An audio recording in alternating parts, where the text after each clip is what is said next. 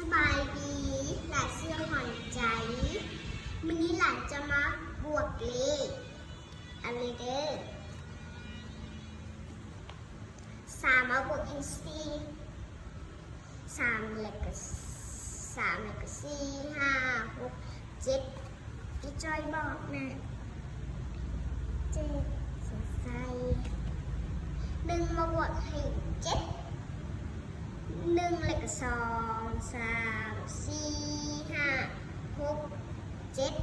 8จะใส่6แล้วก็7 8จะใส่6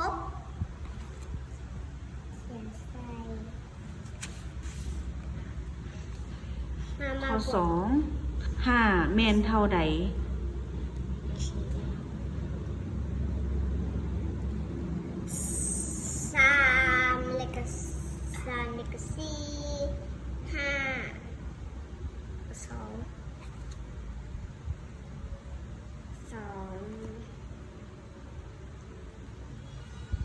5แล้วหยังบวกหยังใส่ 1 กัน แล้วก็2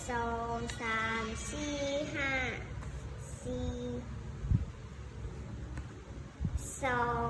2แล้วก็3 4 5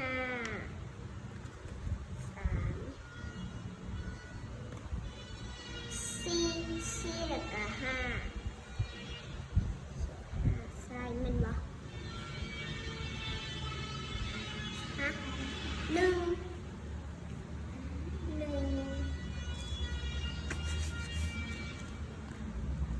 มาบวกข้อที่ ยังอีกเท่าใดข้อ3ยังอีกเท่าใด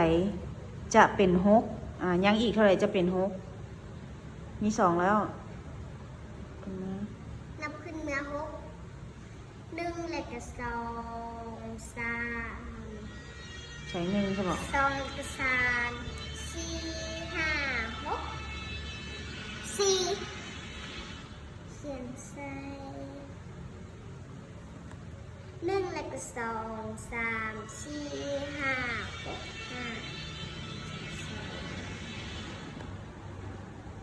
3แล้วก็4 5 6